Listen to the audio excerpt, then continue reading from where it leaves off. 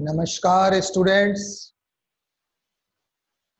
this is Professor S. Lal, Professor of Mathematics and Computing in the Department of Science and Technology under the Faculty of Education and Methodology, Jyoti Vidyapeeth, Women's University, Jaipur. Students, as per your session of syllabus, today in your class,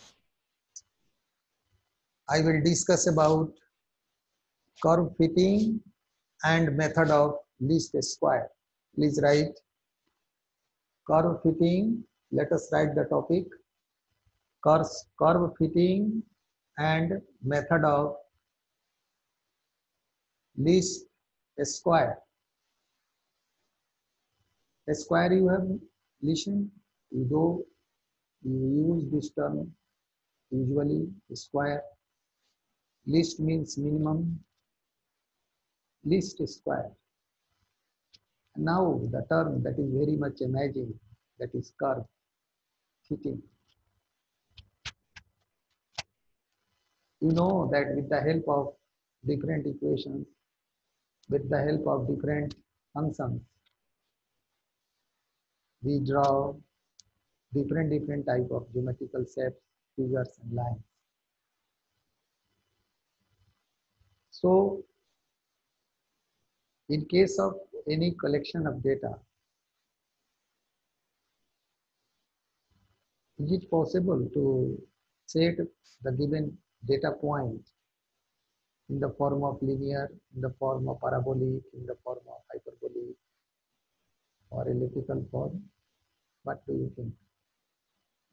Strike these things in your mind. I hope you can get some answer of this query. So let us come on the point directly.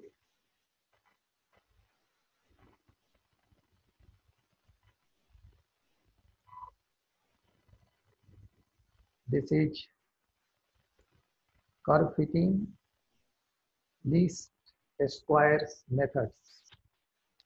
So students, this is very simple, very interesting and very practical topic for you. Curve fitting is a problem. If someone is asking that what is curve fitting, then you should reply that curve fitting is a problem that arises very frequently in science and engineering. To fit the curve, it arises very frequently in the science and engineering.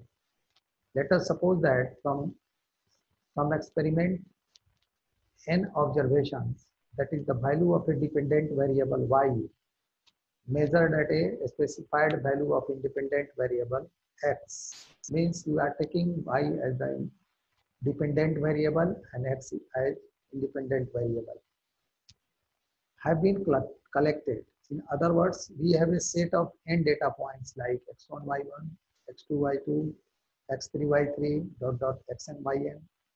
The first step in constructing a mathematical model of underlying physical process is to plot these data points and postulates a function from fx to describe the general trend in the data.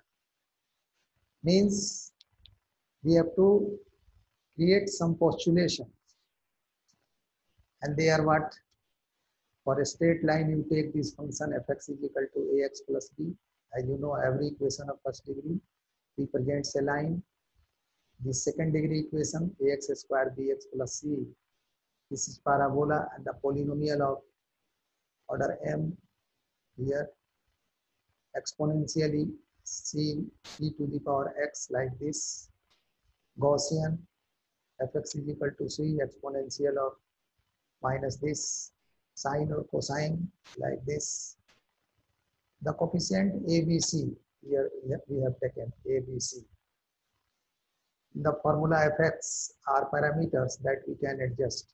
These are the parameters that are adjustable as per the need of the study or as per the need of the calculation. Of course, since there are inevitable measurement errors in data, in general, we would not expect FX to fit the data perfectly. The best we do is try to choose the parameters of functions so as to minimize the fitting error. The distance between the data value yi and y values of fxi on the fitted curve. The residual are defined to be the difference between the observed y values and those given by the fitted curve at x value. Where the data was originally collected by ri is equal to yi minus fxy. If you take this from right hand side to left hand side, then this function will take this form in general. So students, it is important here to note and remember that average, to find the average error of EF1, how it is calculated, this is the formula you have to note. Root mean square error, how it is calculated, finally this, or you can take either of these three. Maximum error, this is the formula. Sometimes these results are frequently asked in the competitive examination like GATE and others. UGC, ICR, NET, CSIR, NET, sorry. UGC, CSIR, NET, this type of objective questions are asked there because for the students of engineering, science and technology, they want to be teacher in the university or colleges, they have to qualify the NET, and that is conducted by CSIR for science and technology and engineering. In that stage, average error, root mean square error and maximum errors. These are the three results which are very much important, and with the help of this, we can find the resultant value of a given data. So students, these are the you can say some partial derivative of this E,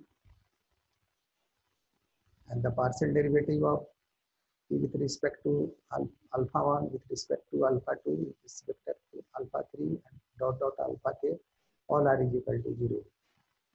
And the minimizing the root mean square is this. This is the least. Minimizing means least value, means to find out the square root of this, and write this as sigma iota is equal to n to I minus fx whole square. So students, this session is powered by digital version 2.0 of Jyoti Vidyapeeth Women's University, Jaipur. In case of any query, feel free to write your query in the comment box. I shall try to resolve your query from there. Thank you for listening and enjoying this lecture.